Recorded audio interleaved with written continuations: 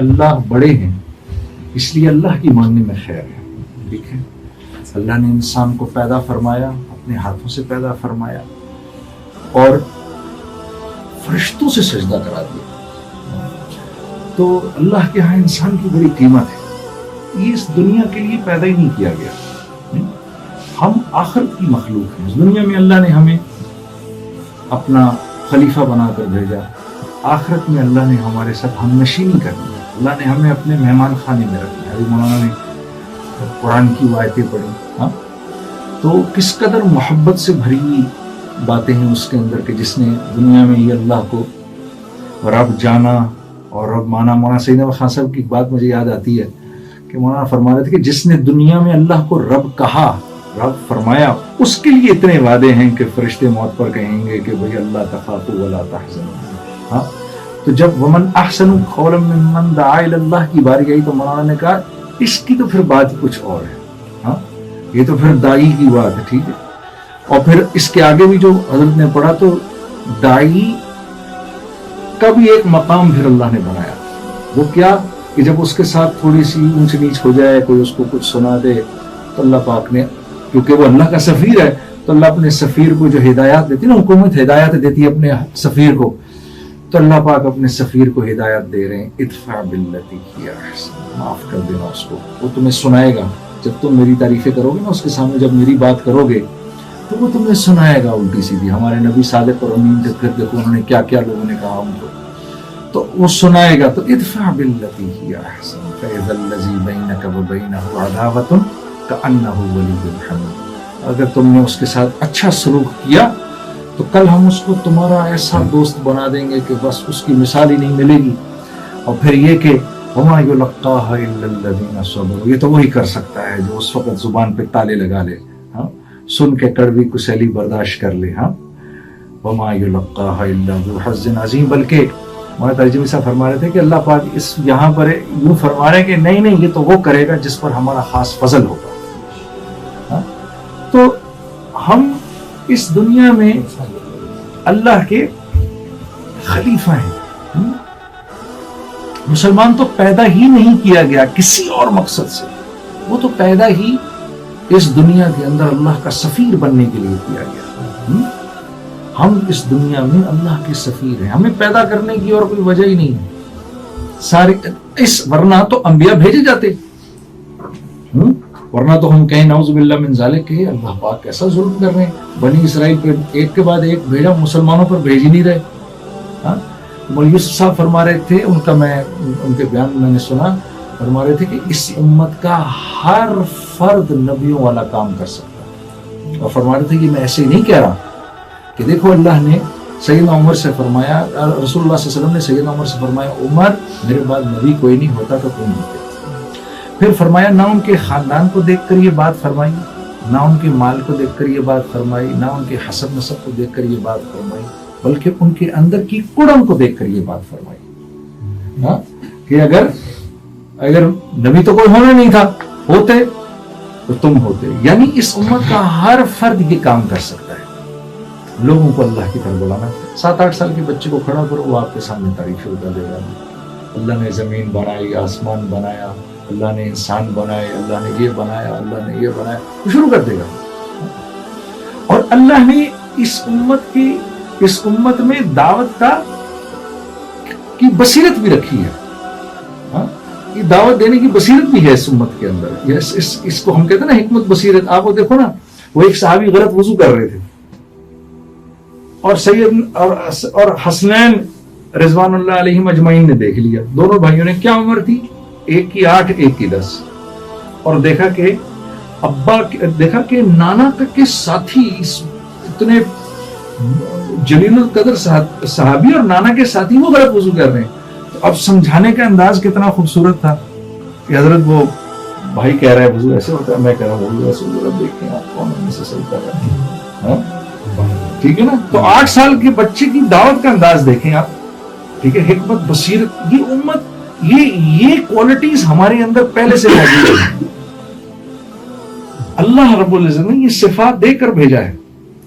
تبھی تو پچھلے انبیاء سے یہ بات فرمائی کہ ان کو تو ایسے وہ نوافل دوں گا جو تمہیں دیے ہیں. کہ وہ نوافل پڑھ کے جب دعا کریں گے تو میں ان کی دعاؤں کو قبول کر دوں. یہ کوئی چھوٹی بات ہے. پچھلی امتیں تو اپنے نبی کی بات منع کرتی تھی, بات آگے چلایا تھوڑی کرتی تھی.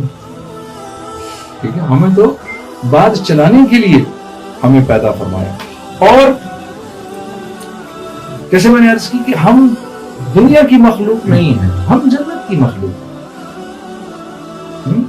یہی وجہ ہے کہ اللہ کے نبی کا ایک ارشاد ہے نا کہ بنی آدم کو, آدم کے بیٹے کو 2 وادیاں بھی اگر سونے کی دی جائیں تو وہ کہتا ہے کہ مجھے تیسری چاہیے. کیوں؟ کیونکہ یہ ہم ہیں وہاں کی مخلوق. میں امریکہ میں سفر کر رہا تھا تو وہ ایک امریکن نے مجھ سے کہا کہ دوست تھا میرا, مجھ سے کہتا ہے میں تمہیں ڈزنی لینڈ لے جاؤں. میں نے کہا کیا کرنے کے لیے؟ اور دیکھیں نا کیا ہے. میں نے کہا یار تجھے پتا ہے وہ ہے کیا؟ میں نے کہا نہیں. کیا؟ کہتا نہیں بتاؤ کیا ہے. میں پاکستانی دوست. میں نے کہا دیکھو جنت میں ان کا بھی جانے کو دل کرتا ہے, جنت میں ان کا بھی جانے کو دل کرتا ہے کیونکہ یہ جنت کی مخلوق ہے. تو اپنی سوچ کے مطابق انہوں نے ایک جنت بنائی. ہاں, اور اس میں جاتے ہیں تھوڑی دیر کے لیے خوش ہونے کے لیے, اپنی اندر کی بھوک کو پوری کرنی ہے. انبیاء سے کیوں ہم اتنی محبت کرتے ہیں, نبی کریم صلی اللہ علیہ وسلم کیوں اتنا پیار کرتے ہیں کہ انہوں نے ہمیں کہا, انہوں نے بتایا کہ جنت میں جانے کا راستہ کیا ہے.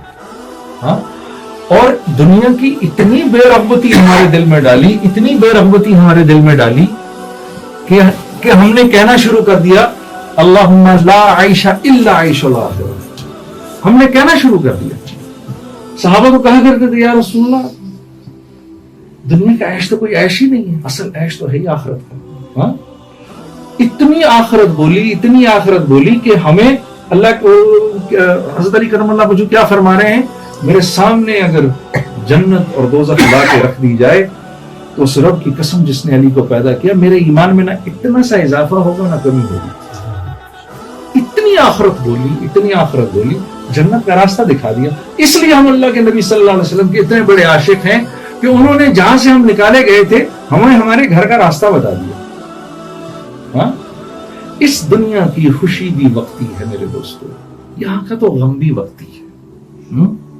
مولی یوسف صاحب کے بول ہیں یہ, یہاں کی خوشی بھی وقتی, غم بھی وقتی, یہاں کی جوانی بھی تھوڑی دیر کی, یہاں کی بھوک بھی تھوڑی دیر کی, پیاس بھی تھوڑی دیر کی, آخرت کی ہر چیز. دیکھو کیسی عجیب بات ہے کہ اللہ رسول اللہ صلی اللہ علیہ وسلم کے ارشاد کے مطابق اللہ رب العزت اپنے بندوں سے فرما رہے ہیں کہ اگر میرے گناہگار بندوں کو یہ پتا چل جائے کہ میں ان سے کتنی محبت کرتا ہوں تو خوشی کے مارے ان کے کلیجے پھٹ جائیں. ہاں, یہ آخرت کی خوشی ہے. یہ کیا خوشی ہوگی, یہ اصل خوشی ہے. اور آخرت کا غم کیا ہے, یا لیتہا کانت القاضیہ.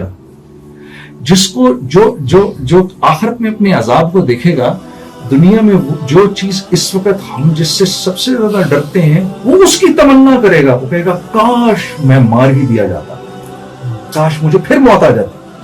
جس موت سے ہم بھاگ رہے ہیں, آخرت کا عذاب اور آخرت کے خسارے وہ اتنے مکمل ہیں اور اتنے خوفناک ہیں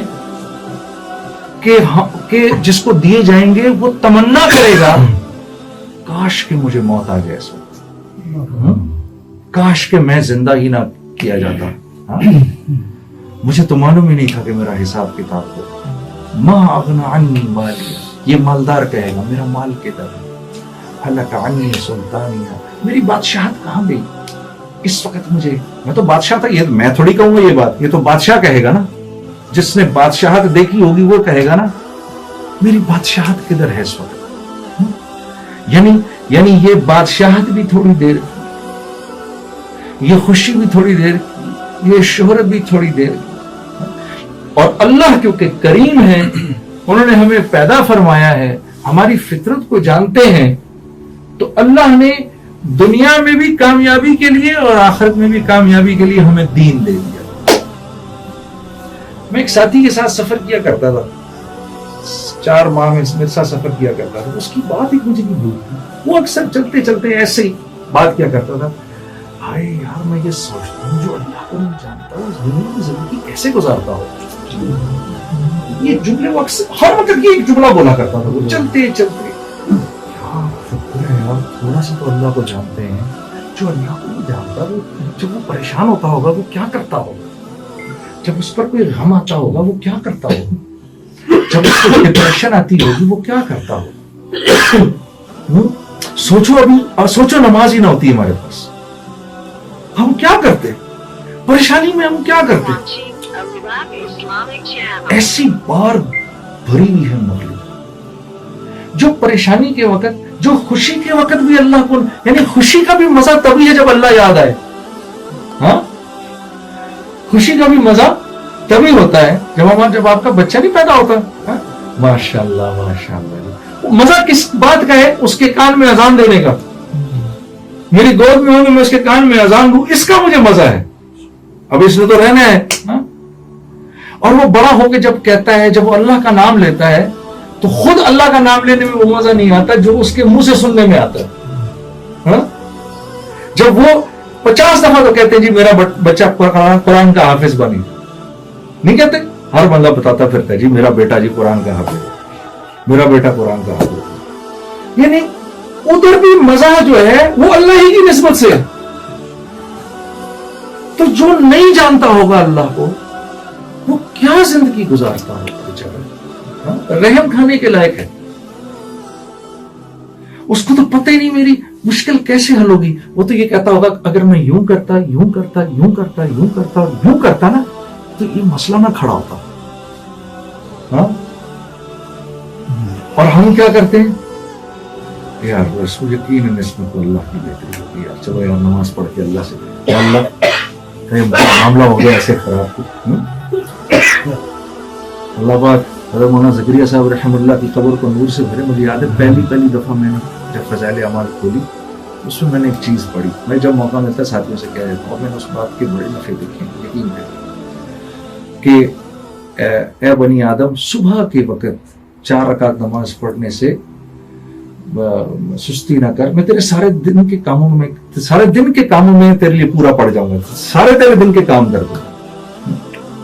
اب آپ بتاؤ یار 4 رکعت نماز پڑھ کے آدمی کو یہ سکون ہو جائے لو جی مسئلے حل ہو گئے, میرے تو مسئلے حل ہو گئے, تو سب اللہ کے ہاتھ میں. اب تو جو بھی ہوگا نفع بھی ہے تو اللہ کی مرضی سے ہے اور میرے فائدے میں ہے, اور نقصان بھی ہے تو اللہ کی مرضی سے ہے اور میرے فائدے میں.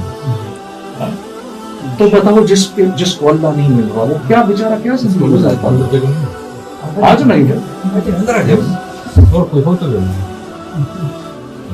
سورہ یاسین پڑھ لو, صبح کے وقت سورہ یاسین پڑھ لو, 10 قرآن پڑھنے کا ثواب, 10 قرآن پڑھنے کا ثواب, اور دن بھر کے سارے کام اللہ کے ذمہ.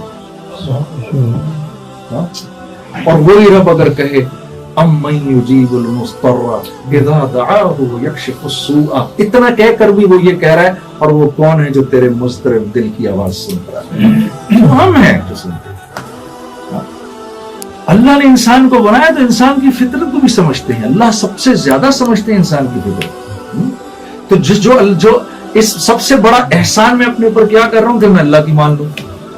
دین اس لیے دیا گیا کہ مختلف علاقوں کے لوگ, مختلف زبانوں کے لوگ آپس میں ایک دوسرے کے ساتھ محبت سے رہ سکیں.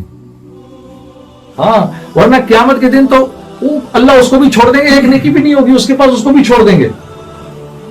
یہ میں ایسے نہیں بول رہا, وہ نہیں سنا آپ نے 99 نیکیاں لے کر اللہ کی طرف سے حکم ہوگا جاؤ بھی ایک اور لے کر آؤ. وہ سارے محشر میں گھومتا پھرے گا, کوئی مل جائے کو اماں دے دے, ابا دے دے, بھائی دے دے, کوئی دے دے, چاچا دے دے. وہ ایک آدمی ایک نیکی لے کر گھوم رہا ہوگا.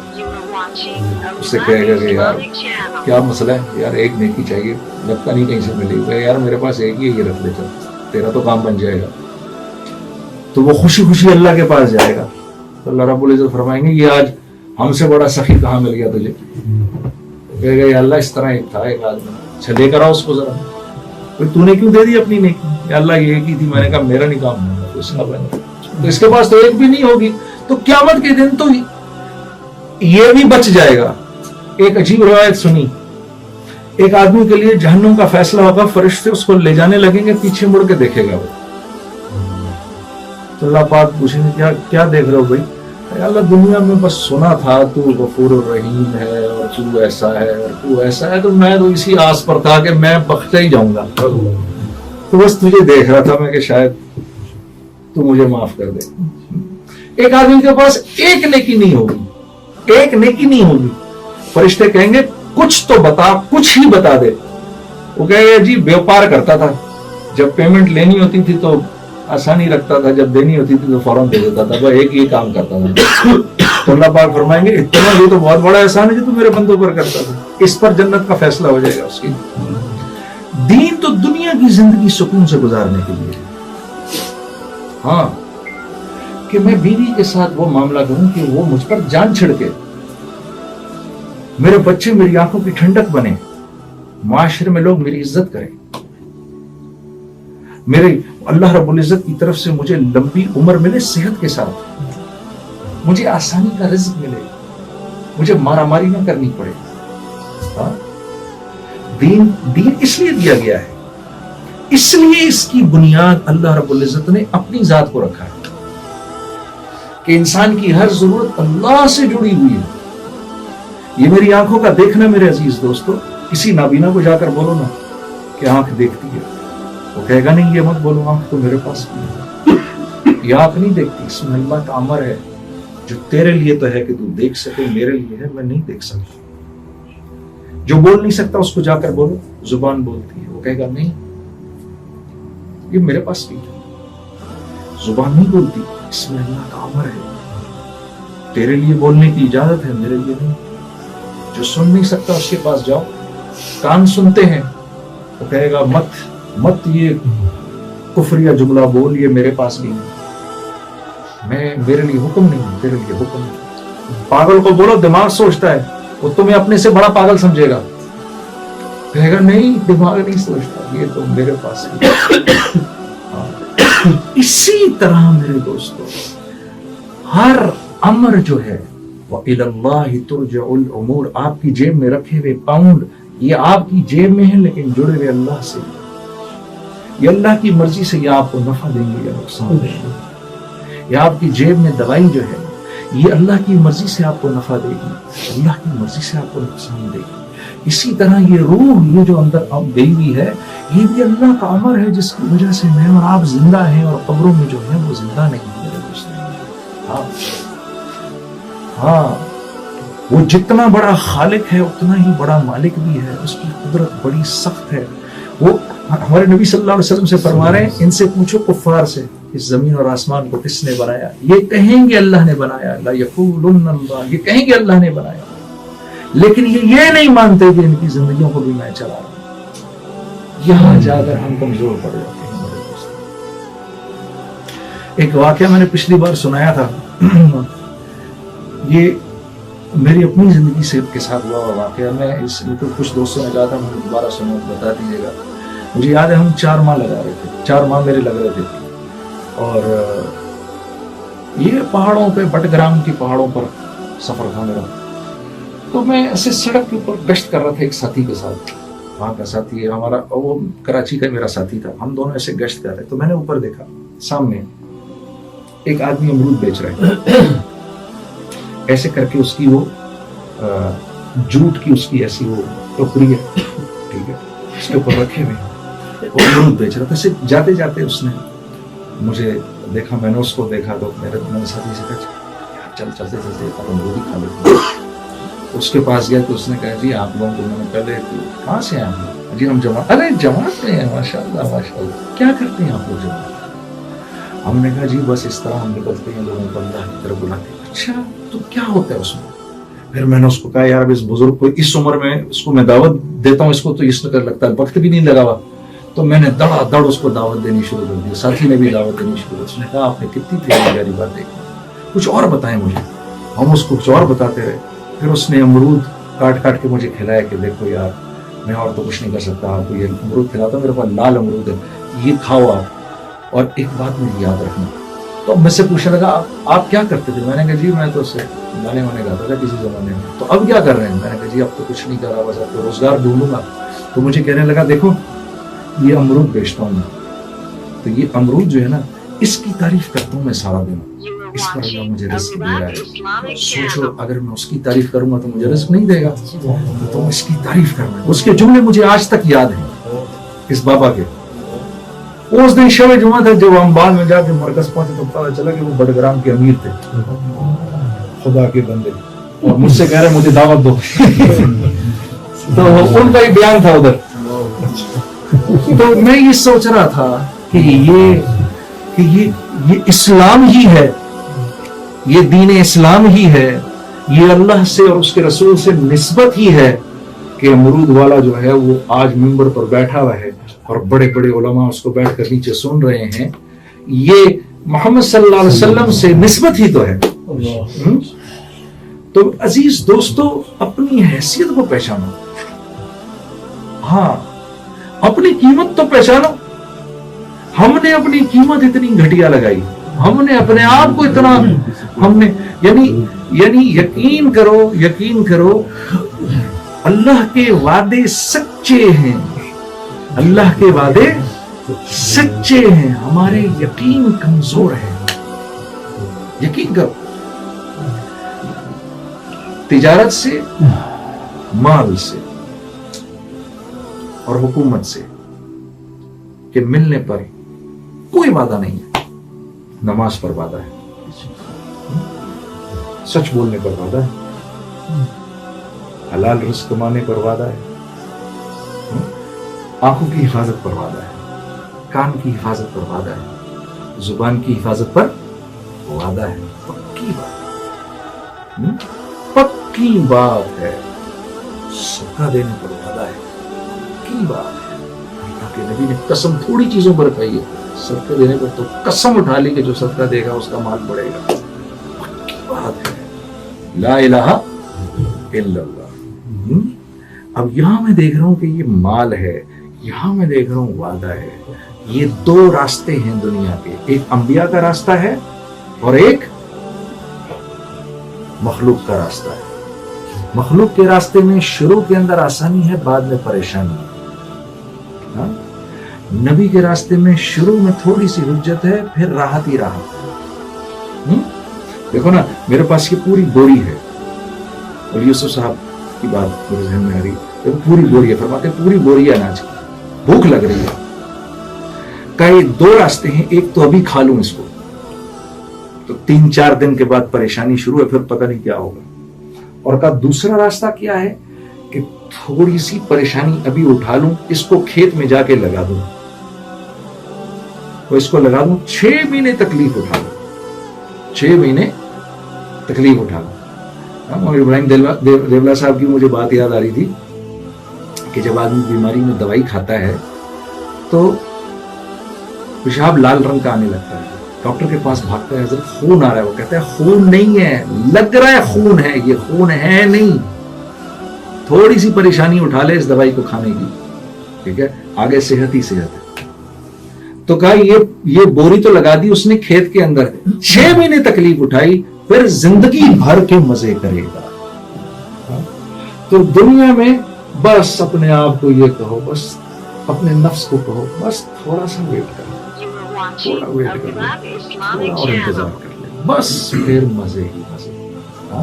اور اللہ سے دعا کیا کرو, اے اللہ میری موت کا دن میری زندگی کا بہترین دن ہو, اللہم بارک لی فی الموت وفیما بعد الموت. میرے عزیز دوستو, آخرت کو سامنے رکھ کے زندگی گزارو گے, تمہاری اللہ زندگی بنائیں گے. یہاں بنانے سے زندگی نہیں بنتی, یہاں اوپر سے فیصلہ ہوگا تو بنے گی زندگی. یہ آخرت کے لیے ہے. جیسے مولانا نے نماز میں جو آیت پڑھی وَلَكُمْ فِيهَا مَا تَشْتَهِي أَنفُسُكُمْ, یہ خوشخبری فرشتے دیں گے لے جاتے وقت کہ سر آج کے بعد وہ ہوگا جو آپ چاہیں گے. اب تک تو وہ ہوا جو اللہ نے چاہا, ٹھیک ہے, آپ مانتے گئے مانتے گئے مانتے گئے. آپ نہیں چاہتے تھے کہ بوڑھے ہو گئے. آپ نہیں چاہتے تھے کہ کاروبار میں نقصان ہو, وہ بھی ہو گیا. آپ نہیں چاہتے تھے کہ یہ کام ہو, یہ بھی ہو گیا, یہ بھی ہو گیا. کوئی نہیں, دنیا کے اندر تو وہ ہوگا جو اللہ چاہیں گے. اب آخرت میں اب یہ ہوگا جو آپ چاہیں گے میرے دوستو. ہاں, جو چاہو گے ہوگا میرے دوستو. جیسے محل چاہو گے ویسے محل ملیں گے, جیسی خوبصورت بیویاں چاہو گے ویسی خوبصورت بیویاں ملے گی, جیسی جوانی چاہو گے جوانی ملے گی. جنت کو انٹر کرتے ہوئے یوسف علیہ السلام کی خوبصورتی ملے گی. یوسف علیہ السلام کے بارے میں کیا سمجھتے ہو یوسف علیہ السلام کی خوبصورتی کو؟ کسی کی نظر ایک دم ان کے چہرے پر پڑتی تھی تو 2 ہفتے بہکی بہکی باتیں کرتا تھا. ان کے چہرے پر کسی کی نظر پڑ جائے ایک دم بے ہوش ہو کے گر جاتا تھا. یہ تو جنت کی انٹری پر ہوگا, اور ہر جمعے بازار حسن لگے گا, جدھر آپ جائیں گے اور آپ کو جو چہرہ چاہیں گے وہ چہرہ آپ کو مل جائے گا. اللہ پتہ نہیں کتنی بیویاں دے گا, ایک دن میں ساری نپٹا دو گے.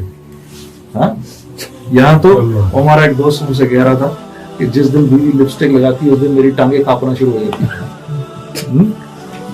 معاف کریے میں ذرا تھوڑا زیادہ سچ بول گیا. وہاں جتنی ہوگی سب کبھی ایک ہوگی, کبھی دوسری ہوگی, کبھی تیسری ہوگی. ہم تو یہاں جنت ایک دوسرے کے سامنے ڈسکس ہی نہیں کرتے, پتہ نہیں اس کو کیا ایک ببال سمجھتے جنت کو بیان کرنا. صحابہ 2 گھنٹے جنت سنا کرتے تھے. بھئی آخرت سنو گے تو دنیا سے بے رغبتی پیدا ہوگی, ورنہ تو دنیا کا شوق الہاکم التکاثر, اور مل جائے مجھ کو الہاکم التکاثر حتی زرتم المقابر. جب تک قبر میں نہیں جاؤ گے اس وقت تک. ایک آدمی آیا, یا رسول اللہ میں دنیا کا امیر ترین آدمی بننا چاہتا ہوں. فرمایا قناعت اختیار کر لو, اللہ تمہیں وقت کا غنی بنا دے گا. قناعت جو ہے اس پر خوش ہو جاؤ. اب جو آئے گا وہ ایکسس ہے, لیکن جب ہم بڑھانا شروع کر دیں گے تو پھر جتنا ملے گا تھوڑا ہے. پھر تو حامان قارون کا خزانہ بھی تھوڑا ہے میرے دوست. تو میں نے عرض کیا کہ انبیاء علیہ السلام کے بتائے ہوئے طریقوں میں 100% کامیابی ہے. جیسے میں نے عرض کیا صدقے میں کامیابی ہے, سود میں بربادی ہے. سود میں بربادی ہے, چاہے دکھائی دے گا کہ مال بڑھ گیا ہے. مفتی زین العابدین صاحب رحم اللہ کی بات مجھے شروع کی یاد ہے. مجھے ایسے لگا جیسے انہوں نے یہ بات میرے لیے کہی ہے. میں پہلی دفعہ رائے گیا, ابھی شوبز میں ہی تھا. رائے پہلی مرتبہ گیا, ہمارے نہ لڑکا لڑکی میں کوئی ہمارے یہاں فرق ہی نہیں ہوتا تھا. شوبز کی زندگی ایسی ہے, لڑکی ہے تو وہ بھی لڑکے کی طرح اس کو ٹریٹ کریں گے, لڑکا ہے تو وہ بھی اس کو لڑکی کی طرح. فرق نہیں ہوتا تھا, آپ آگے پیچھے گھوم رہے ہوتے تھے. تو میں نے ان سے یہ بات سنی بالکل شروع کے اندر کہ نامحرم سامنے سے آئے اور تو نے نظریں جھکا لی, اللہ رب العزت اسی وقت پچھلے سارے گناہ معاف کر دے. یہ میں نے تب سنی, مجھے یقین نہیں آیا اس بات کا. میں نے کہا ہے میں کیا کروں گا, میرے تو سامنے دن اور رات بھی پھر رہی ہوتے ہیں. لیکن یہ سچ ہے, حق ہے میرے دوست. اور پھر نماز میں وہ ایمان کی حلاوت نصیب ہوگی میرے دوست. ہاں یقین کرو, تہجد میں مانگی ہوئی دعا تیر جیسے اپنے نشانے پہ لگتا ہے نا, ویسے نشانے پہ لگتی ہے. ہاں. اور ایک آخری بات میں یہ کہوں گا کہ جیسے ہم دنیا میں جس چیز کو کرتے ہیں, جس بھی کام کو کرتے ہیں اس کو خوبصورت طریقے سے کرنے کی کوشش کرتے ہیں میرے دوستوں, اسی طرح سے اپنی نماز کو بھی خوبصورت کرنے کی کوشش کرو. یہ چھوٹی موٹی چیزیں کرو گے نا, یہ اللہ کو اگر پسند آ گئی تو مزہ آ جائے گا. کسی نے حضرت تمیم داری رضی اللہ تعالیٰ عنہ سے پوچھا کہ حضرت یہ آپ کے کپڑے تو سیدنا عمر کے کپڑوں میں اتنے پیبند, آپ کے کپڑوں میں تو اس سے بھی زیادہ پیبند لگے ہوئے. خاموش ہو گئے, چلے گئے.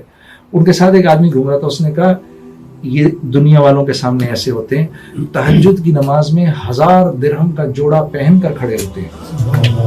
جب اللہ کے سامنے کھڑے ہوتے ہیں تو بہترین لباس میں کھڑے ہوتے ہیں. اپنی نیکی کو خوبصورت بنائے نا.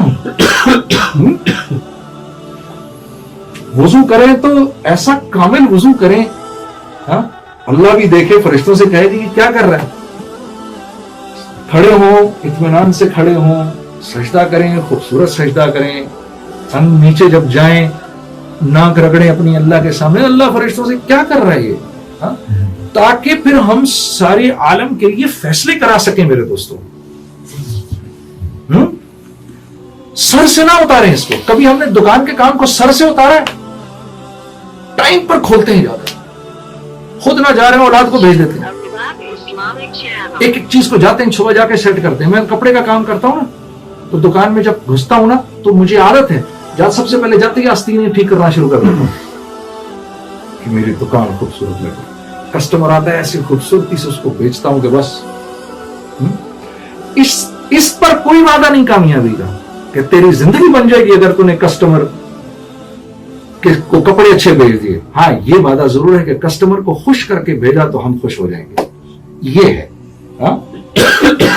ایک دکان پر میں گیا ادھر,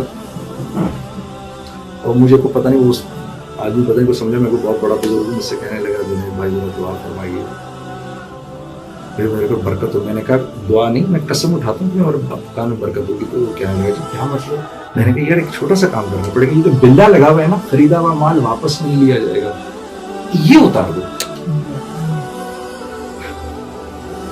یہ اتار دو. کہتا ہے یہ تو نہیں ہو سکتا. میں نے کہا پھر وہ نہیں ہو سکتا. آپ ان کی غیروں کی دکانوں پہ جائیں, پیچھے لکھا ہوتا ہے ریفنڈ, کہ پریشان نہ ہو یار, خرید لے, نہیں پسند آئے گا واپس کر دیں. ہاں, اور یہاں اقبال بھائی میری دکان میں داخل ہوئے, میں دیکھتے سمجھ گیا نوٹنگھم سے آئے. ٹھیک ہے, میں نے ان کو 20-25-30 ہزار کی شاپنگ کرائی, یہ خرید کے واپس چلے گئے. اب میں آپ لوگوں سے پوچھتا ہوں, اگر اگلے دن یہ میری دکان پر میرے بیگ لے کر آ رہے ہیں واپس, تو کیوں آ رہے ہیں؟ کیا خیال ہے آپ کا, کیوں آ رہے ہیں بھائی صاحب؟ واپس کرنے آ رہے ہیں. یہ تو آپ کو پتا چل گیا, مجھے نہیں پتا چلے گا اس بات کا. مجھے تو پتا چلے گا نا, میں تو روز کرتا ہوں اس کام کو. اب میرا کیا ایٹیٹیوڈ ہوگا؟ میرا ایٹیٹیوڈ یہ ہوگا کسی طرح اس کو اس کا 1 روپیہ بھی واپس نہ کرو.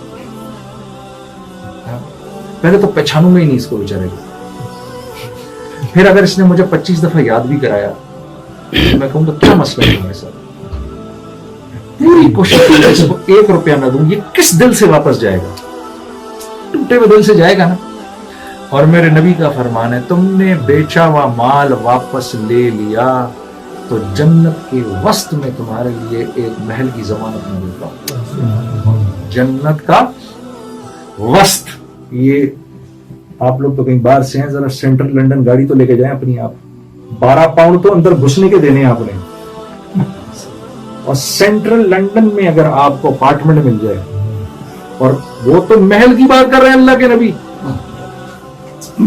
سر کیا قیمت ہوگی سینٹرل ایک اپارٹمنٹ کی؟ کیا قیمت ہوگی؟ 4-5 ملین پاؤنڈ سے کم کا تو نہیں ہوگا سینٹرل لنڈن کا اپارٹمنٹ. تو یہ تو لنڈن ہے, وہ جنت ہے, اس کے سینٹر میں جو اپارٹمنٹ ہوگا وہ کیا محل ہوگا. ہاں, تو یہ پکا وعدہ ہے. اب برکت ہوگی مال کے اندر, لیکن یہاں تو جیب سے پیسے جا رہے ہیں. کیا کروں؟ تو عزیز دوستو, اپنے یقین کمزور ہیں, اللہ کے وعدے سچے ہیں. اللہ کے وعدے سچے ہیں. جب دین زندگی کے اندر آتا ہے میرے دوستو, جب دین زندگی میں آتا ہے, ایثار کا مزاج بنتا ہے, تب قربانی کا مزاج بنتا ہے. دیکھو نا کس کے گھر میں ہم بیٹھے ہیں اس وقت, اس کے سونے کا ٹائم ہوگا, کچھ ہوگا, سارے ہم بیٹھے ہیں. آپ بھول گئے وہ جب آدمی آیا رسول اللہ صلی اللہ علیہ وسلم کے پاس, یا رسول اللہ صلی اللہ علیہ وسلم بھوکا ہوں 3 دن کا. آپ نے گھروں میں پتہ کروایا, کوئی نہیں. صحابہ سے پوچھا بھائی کوئی ہے میرے مہمان کو لے جائے. قیس بن ثابت انصاری کھڑے ہو گئے, یا رسول اللہ میں لے جاتا. تو گھر لے گئے. وہ بیوی بھی بنی ہوئی تھی, ورنہ آج اس وقت سوچو نا, اس وقت آپ میں سے کوئی گھر لے جائے اپنے کسی مہمان کو, سب کھانے مانے سب ہو چکے ہوں, بیوی سے بولو ذرا کھانا پکاؤ. تو وہ بیوی بھی بنی ہوئی تھی. انہوں نے بولا اہلاً وسہلاً, کس کا مہمان؟ اللہ کے نبی کا. چلو کچھ کھانے کو کچھ ہے, ہاں اتنا ہے کہ بچوں کو کھلا دیں بس. اور وہاں ہمارے یہاں تو 3 ٹائم کھاتے ہیں, وہاں 1 ٹائم کھایا جاتا تھا. جس دن نہیں کھایا اس دن فاقہ ہے. 1 ٹائم کھاتے تھے وہ. تو بس اس طرح بچوں کو تھوڑا سا کھلا دینے, بچوں کو سلا دو, بھوکا سلا دو آج. ہاں ٹھیک ہے. اب ماں کے دل سے پوچھو نا کس طرح اس نے بچوں کو بھوکا سلایا ہوگا. سلا کر, اور پھر یہ نہیں کہ سارا کھانا لا کے رکھ دو اور بیٹھ جاؤ کہ ہم تو نہیں کھا رہے, تو کھا جا سارا ہمارا کھانا. نہیں, مشل بجھا دینا کسی بہانے سے, ہم دونوں سے ہاتھ ہلاتے رہیں تاکہ اس کو برا نہ لگے, احساس نہیں. اس کو کھلاؤ کھانا پورا کھانا کھلایا. صبح جب فجر کے ٹائم پہنچے رسول اللہ صلی اللہ علیہ وسلم کے پاس, آپ نے جو دیکھا ثابت قیس بن ثابت کو مسکرا دیا. آپ نے کہا ثابت تیری رات کی مہمانی اللہ کو بہت پسند ہے. ہم کچھ ایسا کر جائیں میرے دوست, کچھ اللہ کو پسند آ جائے ہماری بات, تھوڑا ہی ہو لیکن کچھ ایسا ہو جائے. اب یہ دیکھو نا, ہم ہمارے بھی تو گھر آ سکتا تھا, کھانا رکھ دیتے لا کے اس کے سامنے, ٹھیک ہے نا. اپنی نیکی کو کیسے خوبصورت بنایا, ایسے بنایا اللہ کو پسند آتا.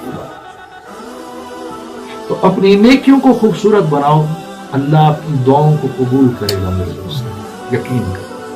آپ کو مستجاب الدعوات بنائے گا اور آپ کو احساس دلائے گا کہ میں تیری اس دعا کو قبول کر رہا ہوں. چل اس وقت مانگ, میں مان جاؤں گا تیری بات. ایسے بن جاؤ اللہ کے لیے, سب کے لیے فیصلے کرا دو, اللہ کے راستے میں نکل کر. اللہ آپ لوگوں کا بیٹھنا قبول کرے, بہت قبول کرے بھائی. سب سے پہلے مجھے عمل کی توفیق دے, اور ہم سب کو قیامت تک کے آنے والے آخری انسان کی ہدایت کے لیے اللہ قبول فرمائے. اس کی نیت سب کر لو, ٹھیک ہے نا, سب کرتے ہیں اس کی نیت انشاءاللہ. صدق اللہ العظیم.